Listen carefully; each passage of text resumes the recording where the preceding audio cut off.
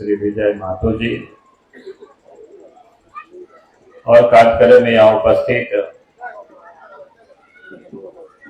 झारखंड प्रदेश के पूर्व के अध्यक्ष डॉक्टर दिनेशानंद गोस्वामी जी और झारखंड प्रदेश के महामंत्री डॉक्टर प्रदीप वर्मा जी और मंच पर उपस्थित श्रीमती मीरा मुंडा जी और पार्टी के प्रदेश के प्रवक्ता श्री सरोज सिंह जी, जिला के प्रभारी श्री जोगी गोविंद जी, पूर्व के विधायक श्री मंगल सिंह सोई जी, शैलेंद्र जी, चाईबासा के जिला अध्यक्ष सतीश पुरी जी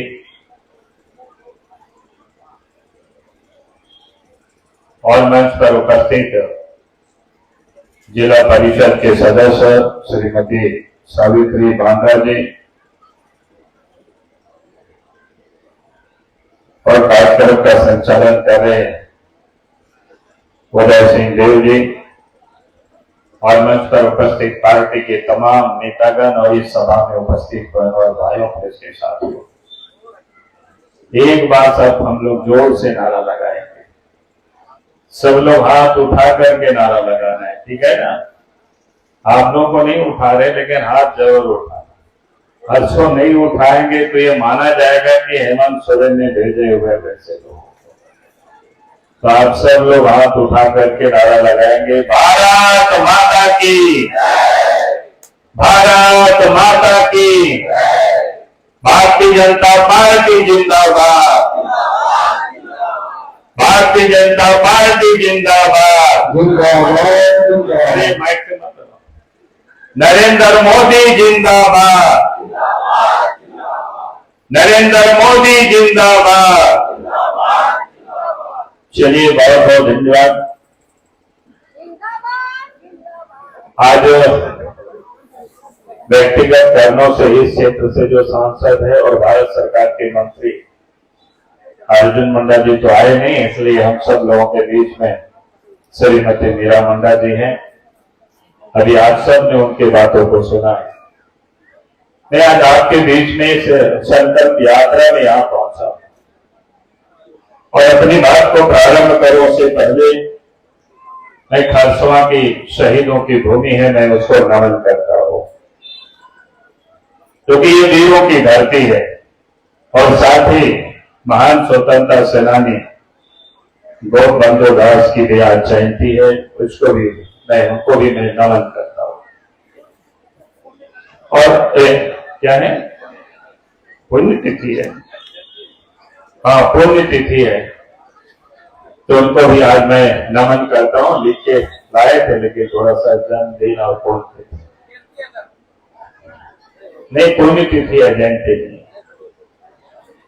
और फिर चलो भाई, गोपबंधु दास जी को मैं नमन करता हूँ, स्वतंत्रता सेनानी थे, भी उनके बारे में बता रहे थे। आज मैं आपके बीच में ये संकल्प यात्रा में यहाँ उपस्थित हूँ और मैं यही कहने के लिए आया हूँ कि हम सब लोगों को यहाँ से क्या क्या संकल्प लेकर के जाना है। तो पहले तो मैं अपने केंद्र की सरकार की उपलब्धियों के बारे में अभी आपको बता रहे थे, मीरा मुंडा जी ने पूरी बातें बताई है आपको। मैं आपसे ये कहने के लिए आया हूं, जब देश के प्रधानमंत्री नरेंद्र मोदी जी 2014 में प्रधानमंत्री बने तो उन्होंने उसी समय कहा था कि भाई हमारी सरकार गांवों को समर्पित रहेगी, गरीबों को समर्पित रहेगी, किसानों को समर्पित रहेगी, मजदूरों को समर्पित रहेगी और मां बहनों को समर्पित रहेगी। लोगों को ऐसा लगता था कि नेता तो यूं ही भाषण देते हैं लेकिन करते कुछ नहीं। लेकिन देश के प्रधानमंत्री नरेंद्र मोदी जी ने जो कहा था वो उस काम को प्रारंभ किया। सबसे पहले उन्होंने क्या काम किया कि उन्हें देश की मां बहनों की तकलीफ को वो जानते थे, इसलिए देश के प्रधानमंत्री नरेंद्र मोदी जी ने गरीबों को इज्जत देने का काम किया, हमारी मां बहनों की इज्जत को सुरक्षित करने का काम। क्योंकि पहले देश के गरीब हमारे मां बहनें कैसे होते थे आप सबको पता है। सूर्योदय के पहले सोच जाते थे, सूर्यास्त की फिर वो प्रतीक्षा करते थे। कितनी वो तकलीफ में रहते थे। देश के प्रधानमंत्री ने इस दर्द को, इस तकलीफ को वो महसूस किया और इसलिए देश के प्रधानमंत्री जी ने, प्रधानमंत्री पहले ही पहला काम उन्होंने यही किया कि देश के मां बहनों के लिए उन्होंने शौचालय बनाने का काम किया, इज्जत घर देने का काम किया। और उसके साथ साथ देश में बहुत बड़ी आबादी है जो झोपड़ियों में रहते।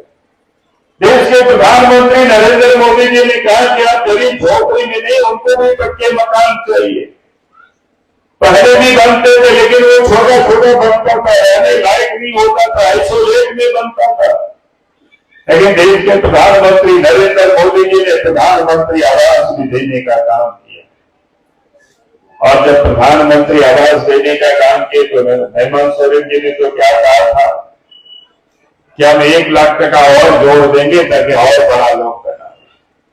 लेकिन अब तो 4 साल होने को चला है, उन्होंने 1 लाख रुपए को छोड़ दीजिए, 1 पैसा भी जोड़ा नहीं, बल्कि इस देश के प्रधानमंत्री नरेंद्र मोदी जी जो पैसे भेजते हैं उसमें भी वो गड़बड़ करते हैं, उसको भी ठीक से गरीबों के यहां तक पहुंचने नहीं देते। और इसलिए मैं आपको बता रहा हूं कि देश के प्रधानमंत्री गरीबों की, महिलाओं की कैसे चिंता करके गरीबों को भी पक्के मकान उपलब्ध कराए। और देश में गरीब सोचते थे कि गैस चूल्हा और गैस कनेक्शन में तो शहर के लोगों का ही है। गरीब सोचते भी नहीं थे कि हमारे घर में भी कभी गैस कनेक्शन होगा, गैस की चूल्हा आएगी, हम भी कभी उससे खाना पकाएंगे, चाय बनाएंगे, पानी गर्म करेंगे। ये गरीब सोच भी नहीं सकता था। लेकिन देश के प्रधानमंत्री नरेंद्र मोदी जी ने कहा कि जो शहर में जो लोगों को सुविधाएं उपलब्ध है वो सुविधाएं गांव तक हम पहुंचा दें। और गरीबों के घरों तक उन्होंने गैस मोदी जी ने किया। पिछले रक्षाबंधन के समय देश के प्रधानमंत्री नरेंद्र मोदी जी ने गैस, रसोईया गैस में 200 रुपया की सब्सिडी दिया। आज वो मां बहनों ने उजाला योजना के तहत गरीब ने गैस कनेक्शन जोड़ा था, उनको तो पहले ही 200 रुपया मिलता था और रक्षाबंधन के दिन 200 रुपया और सब्सिडी, यानी 400 रुपया की सब्सिडी उन गरीबों को मिलने लगा। आज 600 रुपया में उनको तो आप गैस मिलता है।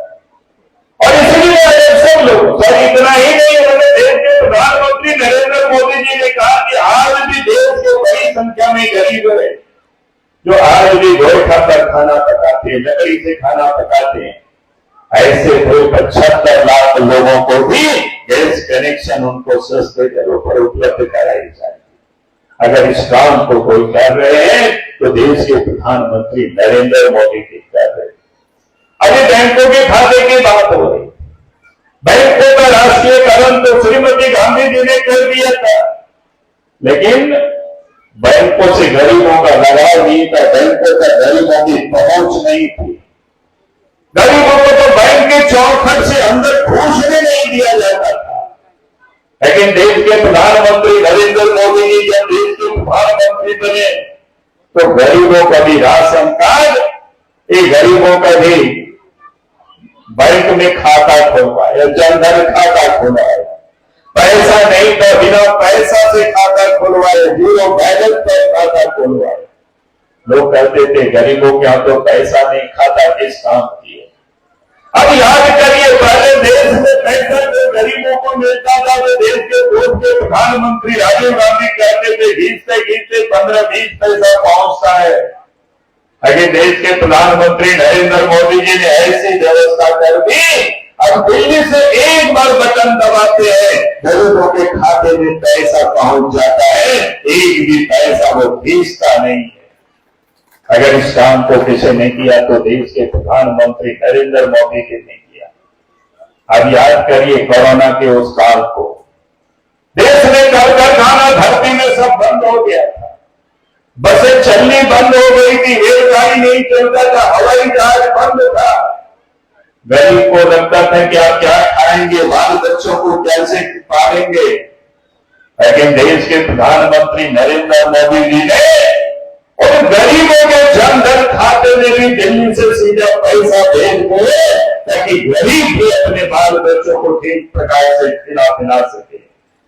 अगर इस काम को किसी ने किया, देश के प्रधानमंत्री नरेंद्र मोदी के ने किया। और इतना ही नहीं, गरीबों को प्रत्येक महीना फ्री में 5 किलो अनाज प्रत्येक व्यक्ति को भेज रहे हैं।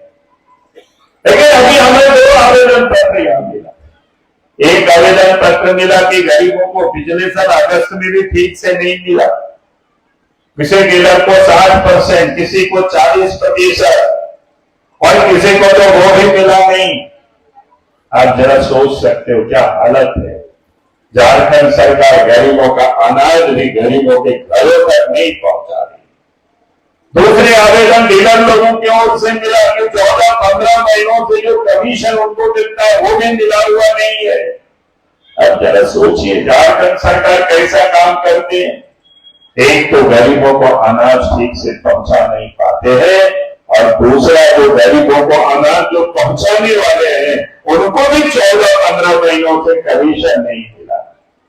अब जरा सोचिए, जो राज्य के हेमंत सोरेन की सरकार है, गरीबों का अनाज इनको तो प्राथमिकता के आधार पर पहुंचानी चाहिए। और श्री गोस्वामी जी ने नारा सुने हमने कि लोगों की आवाज, जो चावल को चोरी करता है वो सेना को तो हटाना ही पड़ेगा कि नहीं पड़ेगा, बताइए। अब यही कहने के लिए आया हूं, यही संकल्प लेकर के यहां से जाना है आप सब लोगों को।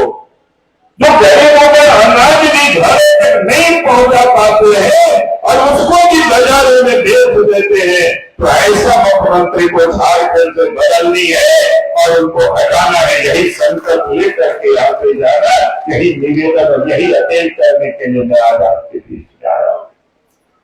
आज झारखंड प्रदेश में और क्या है, देश के प्रधानमंत्री और क्या कर रहे हैं, किसानों के खाते में भी पैसे भेज रहे हैं और उसके साथ साथ गरीबों को बीमार हो तो उनके भी अच्छे अस्पतालों में इलाज होना चाहिए। अभी आपको यहाँ के बारे में चर्चा की है और उसके लिए देश के प्रधानमंत्री ने आयुष्मान कार्ड बनाने का, क्योंकि आयुष्मान कार्ड के तहत स्वास्थ्य बीमा का लाभ गरीबों को भी मिल सके, अच्छे से अच्छे अस्पतालों में उनका इलाज हो, 5 लाख रुपया तक के वो इलाज की सुविधा उस कार्ड में उपलब्ध कराई। लेकिन झारखंड में वो गरीबों को वो कार्ड भी आज तक ठीक से नहीं मिला। हमने तो हेमंत सोरेन जी से कहा है, हेमंत सोरेन जी आपके यहाँ इतने कर्मचारी है, पदाधिकारी है, वेतन इतना पाते हैं, उनको आप जिम्मेवारी दीजिए। हर गरीब के घरों तक जा करके वो आयुष्मान कार्ड बना करके उपलब्ध करा दे और उनके इलाज के लिए ठीक प्रकार से व्यवस्था हो, इसको आप सुनिश्चित करें। अगर हेमंत सोरेन की सरकार ने ये नहीं किया, 2024 में जब झारखंड प्रदेश में बीजेपी के नेतृत्व में सरकार बनेगी तो यही कर्मचारी, यही पदाधिकारी होंगे, गरीबों के घर तक वो आयुष्मान कार्ड पहुंचा देंगे। आपको कोई ऑफिस की चक्कर नहीं लगानी पड़ेगी। कहीं करने के लिए मैं आज आपको बीच में आया हूं।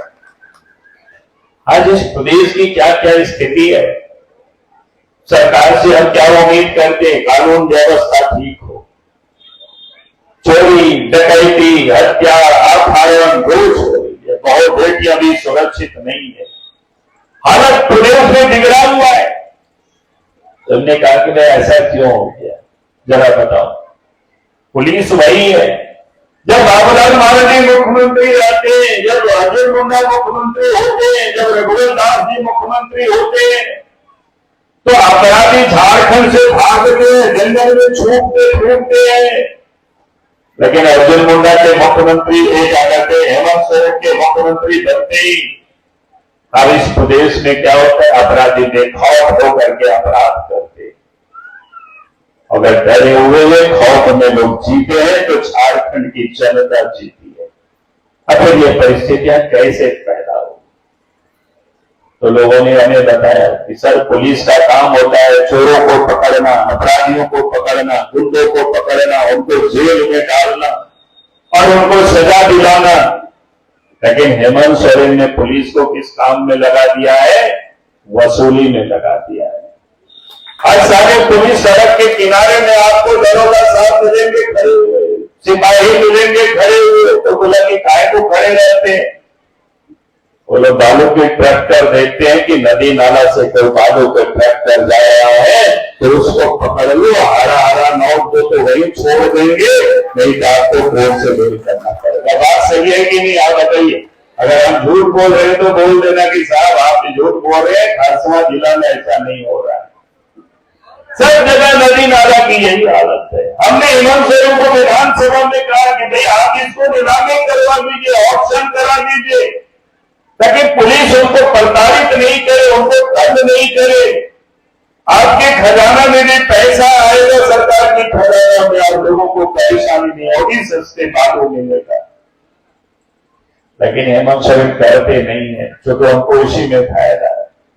हमने कहा था कि बालू की तस्करी हो रही है, बॉर्डर पर चेक पोस्ट लगा दीजिए, यूपी के बॉर्डर में लगा दीजिए, बिहार के बॉर्डर में लगा दीजिए, बंगाल के बॉर्डर में लगा दीजिए, उड़ीसा के बॉर्डर में लगा दीजिए। अगर आपके पास सिपाही कम पड़ता है तो भारतीय जनता पार्टी के कार्यकर्ता आपको मदद करेगी, लेकिन झारखंड के अंदर आप परेशान करना बंद कर दें। लेकिन यहाँ उल्टा हो रहा है। झारखंड के अंदर में अगर प्रधानमंत्री आवास बना रहे हैं तो चोरी छिपे लोगों को ले जाना पड़ता है।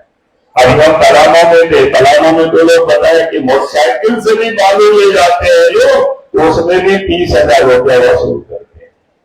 बताए साइकिल से भी बालू ले जाते हैं तो पुलिस वाले पकड़ते हैं तो 5 से 10,000 रुपया उसमें भी वसूल करते हैं। हमने कहा उतना में तो साइकिल मिलता है, साइकिल छोड़ करके चले जाते हैं। तो बोले साइकिल छोड़ करके तो जाते, लेकिन वो आदमी के ऊपर केस करता है। हमें पूछे कैसे केस करता है, तो भाग जाओगे तो कैसे पहचाने के? बोला कि नहीं पकड़ता पहले नहीं है, पुलिस वाले बड़ी तेज हो गया, आजकल तो मोबाइल है, पहले फोटो ले लेता है मोबाइल से। अब यहाँ की मुझे पता नहीं, मैं पलामू की बात बता रहा हूं। अब फोटो ले लेता है तो चेहरा सब साफ आ जाता है, क्या भागेंगे भी तो फिर आपके ऊपर केस कर देगा, नाम पता करके। पुलिस वाले लोग हंस रहे हैं, आपको लगता है सही है क्या भाई? तो ये हालत है इस प्रदेश की। बालू की तस्करी हो रही है, बड़े बड़े फ्लैटों से तो भाग रहे हैं, छोटे छोटे लोग अपना घर बना रहे हैं, उनको पकड़ते हैं पुलिस वाले। पुलिस वालों को पूछोगे भी क्यों करते हैं? बोला कि हेमंत सोरेन ने कहा कि वसूली करके देना, नहीं तो थाना में रहने ही नहीं देंगे, जहां से वहां भगाते रहेंगे। ये हालत है इस प्रदेश की। कैसे ये राज्य में ये समाप्त होगी, कानून व्यवस्था कैसे ठीक होगी?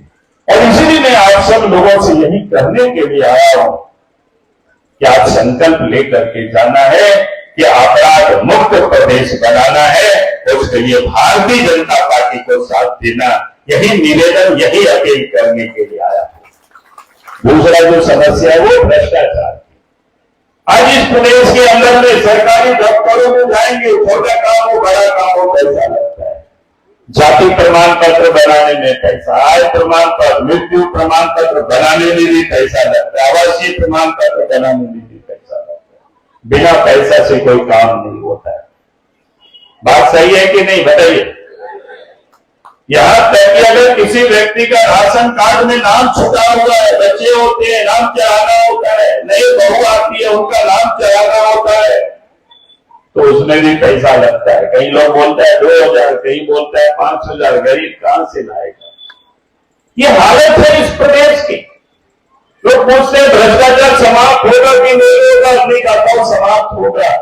जिस दिन सत्ता में बैठे हुए लोग अफसरों से ट्रांसफर पोस्टिंग में पैसा लेना बंद कर दे, विकास योजनाओं में कमीशन देना बंद कर दे, तो किसी भी अफसरों की मजाल ये हिम्मत नहीं होगी गरीब जनता से परेशान करके वो पैसा वसूल करे।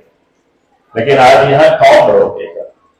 हेमंत सोरेन तो खुद ही भ्रष्टाचार में लिप्त, खुद ही वो इतना लूटा है, आज उनको ईडी नोटिस दे रही है। पहले हेमंत सोरेन जी भाषण देते थे, क्या भाषण देते थे? हम शिबू सोरेन के बेटा है, हम डरते नहीं है। उनके लोग लिखते हैं हेमंत है तो हिम्मत है। हमको लगता था कि चलो भाई हेमंत है तो हिम्मत है, लेकिन आपके ईडी वालों ने उनको 4-5 बार नोटिस दिया, तो कभी दिल्ली भागता है, कभी रांची, कभी सुप्रीम कोर्ट, कभी हाई कोर्ट। अब कहता है कि हमसे पूछताछ नहीं होना चाहिए। वही डर का है कोई? उन्होंने क्या कहा, एक दिन प्रेस की एजेंसी को उन्होंने इंटरव्यू दिया तो कहा कि हमारे ये क्या कहते हैं, झारखंड में तो कोई जमीन की खरीद बिक्री होता ही नहीं है, तो फिर हम जमीन कहां से लेंगे, हम इंटरव्यू को सुन रहे थे। हमने कहा कि हेमंत सोरेन जी, दुमका के खजूरिया में जो बिल्डिंग बनाए हो, अगर खरीद बिक्री होता नहीं तो किसकी जमीन पर बनाए हो? और रांची से लेकर के पूरे झारखंड में अगर सबसे अधिक किसी के पास जमीन है, 108 की डीड को उन्होंने हाईकोर्ट में खुद सबमिट किया है, तो फिर आपने लिया कैसे और आपने उसको रजिस्ट्री कैसे, किसको देखो बनाते हो? उन्होंने कहा कि भाई ईडी ने अगर आपको नोटिस देते हैं तो आप कितना भागोगे, कब तक भागोगे? हमने कहा कि हेमंत जी, भागना नहीं, हम लोगों ने होटवार के लिए बना जेल बना करके रखा है, आपको लगता है ठिकाना अगला वही है, चोरी सुरक्षित रहोगे, भागो मत। लेकिन ये भागते फिरते हैं, और इसलिए मैंने आप सब लोगों से यही कह रहा हूं, भैया इस राज्य में किस प्रकार से दलाल, बिचौलियों, भ्रष्ट अफसर ये लोग मिल करके सरकार को चला रहे, उन लोगों को हेमंत सोरेन जी संरक्षण दिए हुए हैं, तो ये भ्रष्टाचार कैसे समाप्त होगा? राज्य में हत्याएं कैसे रुकेगी? पिछले दिनों एक अखबार में छापा कि 6 महीनों के अंदर में 23 व्यापारियों की हत्या हो गई। ऐसे तो प्रत्येक दिन 5 लोगों की यहाँ हत्या होती है। हमने कहा कि 23 व्यापारियों ने अखबार में लिखा है कि 9 व्यापारी तो ऐसे थे जिन्होंने पुलिस को खबर किया था, सरकार को खबर किया था कि हमें जान को खतरा है, अभी सुरक्षा दी जाए, सुरक्षा की जाए। अगर पुलिस उनकी सुरक्षा की होती तो आज शायद उन लोगों की जान बचती। हेमंत सोरेन जी, आप तो दलालों बिचौलियों की सुरक्षा में आप देखिए 47 वाले सुरक्षा कर्मी को आप लगाते हो, दलाल और बिचौलियों के लिए जिन्होंने झारखंड को लूट रहे हैं। आज जो लोग झारखंड के विकास में योगदान कर रहे हैं, उनकी आप सुरक्षा नहीं करते हो तो झारखंड कैसे प्रगति करेगा? और इसलिए हमने कहा कि जिन लोगों ने पुलिस को सूचनाएं दी थी और उसके बाद जिन लोगों की हत्या हुई है, तो उसकी आप सीबीआई से जांच कराओ, एसआईटी गठित करके जांच कराना। अगर आज आप जांच नहीं कराएंगे तो जिस दिन भी इस प्रदेश में बीजेपी के नेतृत्व में सरकार बनेगी, उस दिन पूरे मामले को हम लोग जांच करा देंगे, और जो भी पुलिस अफसर उसमें लापरवाही बरते होंगे उनको सजा दी जाएगी, उनके ऊपर कार्रवाई होगी। यही आज आपको विश्वास दिलाने की जा रहा है।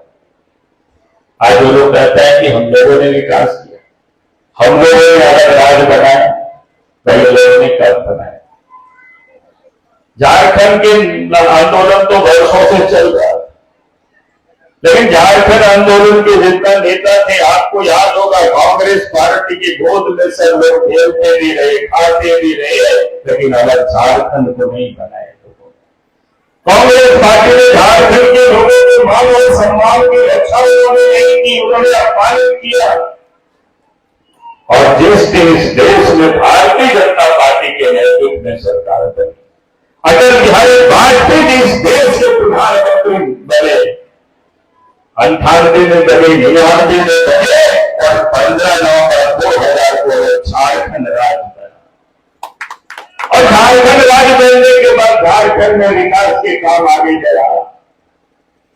मैं लोगों से कहता हूं कि आप सब लोग गांव घरों के रहने वाले लोग हैं, आपको याद कर लीजिए, पहले गांव तक हम लोग हाट बाजार जाते थे, मेला जाते थे, 200 दूर पैदल चलना पड़ता था, गाड़ी नहीं हुआ करते थे, सड़कें नहीं हुआ करता था, नदी नाला में पुल पुलिया नहीं था। लेकिन कांग्रेस ने 50-55 वर्षों तक राज कर चुका था, लेकिन कभी भी गांव की उन्होंने शुद्धि नहीं की थी। जब बीजेपी की सरकार देश में और प्रदेशों में बनी तो गांव तक सड़कें भी पहुंची, घरों तक बिजली भी पहुंचा, नदी नालों में पुल पुलिया की जगह सर जाएगी नहीं है? बताइए। पहले शादी ब्याह में लोग जाते थे, बहू को लाने के लिए पैदल जाना पड़ता था। बड़ा छोटी संपन्न लोग थे तो बैलगाड़ी से लोग जाते थे, लेकिन अब तो बैलगाड़ी भी लोग बोलते, अब तो मोटर गाड़ी से लोग जाते हैं। अब बिजली गांव गांव तक पहुंच गया। याद करिए, पहले तो करासन तेल के लिए हाहाकार होता था, नेताजी को हर समय परेशानी होती थी कि हमारे हाथ में भी करासन तेल बिकना चाहिए, लोगों को नहीं मिल रहा है, ये शिकायतें हो जाती थी। अब तो करासन तेल का कहीं कोई चर्चा नहीं सुनते, चर्चा नहीं क्या कहीं बताओ। तो आज अगर इस देश में, झारखंड प्रदेश में गांव तक बिजली पहुंची, घरों तक सड़कें, घरों तक बिजली पहुंची और गांव तक सड़कें, नदी नाला में पुल पुलिया बना है, तो ये भारतीय जनता पार्टी के राज में हुआ है। यही मैं आज आप सबको बताने के लिए आया। अटल बिहारी वाजपेयी जी देश के प्रधानमंत्री बने तो आदिवासी मंत्रालय भी अलग से बनाए और साथ ही आदिवासी भाषा एक संथाली को भी आठवीं अनुसूची में उसको भी शामिल किया। और देश के प्रधानमंत्री नरेंद्र मोदी जी जब देश के प्रधानमंत्री बने तो आदिवासी भाई बहनों को केंद्र के मंत्रिमंडल में, भारत सरकार में 8 मंत्री आज मंत्रिमंडल में शामिल है। आजाद भारत में कभी भी इतनी बड़ी संख्या में आदिवासी भाई बहनों को मंत्रिमंडल में जगह नहीं मिला था। पहली दफा अगर किसी ने कोई स्थान दिया है तो देश के प्रधानमंत्री नरेंद्र मोदी जी ने दिया है और 8 मंत्री को बनाया है, ओबीसी वर्ग से भी 27 मंत्रियों को बनाया है। अगर ये किसी ने कर दिखाया है तो नरेंद्र मोदी जी ने किया है। और बिरसा मुंडा की जयंती 15 नवंबर, अटल जी की सरकार में अलग राज्य का ही उसी दिन निर्माण का दिवस को तय किया गया और बिरसा मुंडा की जयंती को समर्पित किया गया झारखंड राज्य की निर्माण के। और साथ ही नरेंद्र मोदी जी देश के प्रधानमंत्री बने तो आदिवासी गौरव दिवस के रूप में 15 नवंबर को पूरे देश में मनाया जाता है। तो अगर इसको भी किसी ने किया तो इस देश के प्रधानमंत्री नरेंद्र मोदी जी ने किया। और उसके साथ साथ हमारी आदिवासी भाई बहनों के लिए इतना सम्मान दिया। इस समय देश के जो राष्ट्रपति है श्रीमती द्रौपदी मुर्मू, बगल की पड़ोसी उड़ीसा के रहने वाली, झारखंड में 6 साल तक गवर्नर भी रही है।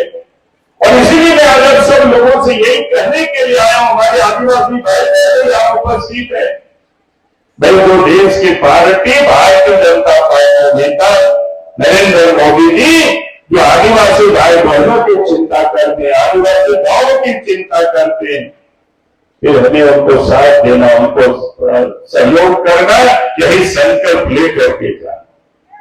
अभी आपने देखा कि 17 तारीख को 17 सितंबर विश्वकर्मा की जयंती था।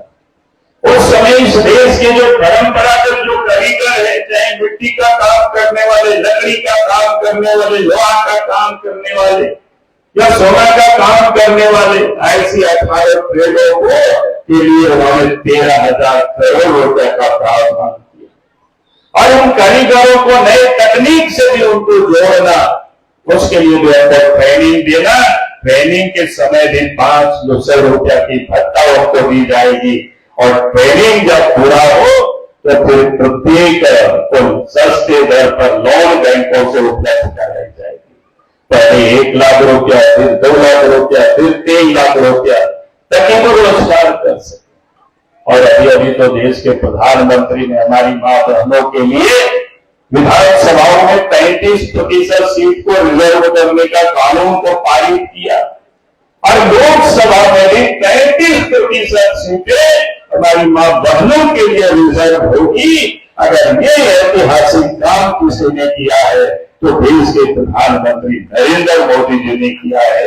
और इसलिए मैं आप सब भाई बहनों से कहूंगा कि एक बार नरेंद्र मोदी जी के नाम से जोर से आप सब लोग ताली बजाना, यही मैं अपील कर रहा हूं, यही मैं निवेदन कर रहा हूं। इसलिए भाई और बहनों, मैं आज आपके बीच में आया हूं, यही कहने के लिए आया हूं कि आज आप देख रहे हो कि देश के प्रधानमंत्री जी ने कहा कि न खाएंगे न खाने देंगे। जो लोग वर्षों से इस देश को जो लोगों ने लूटा है वो काफी परेशान हो गए। उन लोगों को लगता है कि अब हमारी भी बारी आ जाएगी, हमारे घर से भी सब कुछ निकाल लिया जाएगा। और 9 वर्ष है इस देश के प्रधानमंत्री नरेंद्र मोदी जी ने जिन लोगों ने वर्षों तक देश को लूटा, झारखंड को लूटा, ऐसे उन्होंने 1 लाख करोड़ से अधिक की संपत्ति को जब्त किया। और इसलिए वो सारे लोग इकट्ठे होकर के क्या कहते हैं कि मोदी जी को 2024 में रोकना है, उनको प्रधानमंत्री नहीं बनने देना है। मैं आज सब लोगों से यही कहने के लिए आया हूं, जब जो परिवार और पैसे के लिए जो लोग राजनीति करते हैं, अगर वो एक होकर के नरेंद्र मोदी जी को रोकना चाहते हैं तो झारखंड के खारसवा की जनता भी एक होकर के यही संकल्प लेकर के यहां से जाना कि 2024 में फिर से उस देश में नरेंद्र मोदी जी को प्रधानमंत्री बनाना, यही संकल्प लेकर के यहाँ से जाना, यही निवेदन करने के लिए आया था, यही अपील करने के लिए मैं आज आपके बीच में आया हूं। और आप सब लोगों ने हमारी बातों को सुना, उसके लिए मैं आप सबको अपने ओर से बहुत बहुत बधाई, बहुत बहुत धन्यवाद। जय झारखंड, जय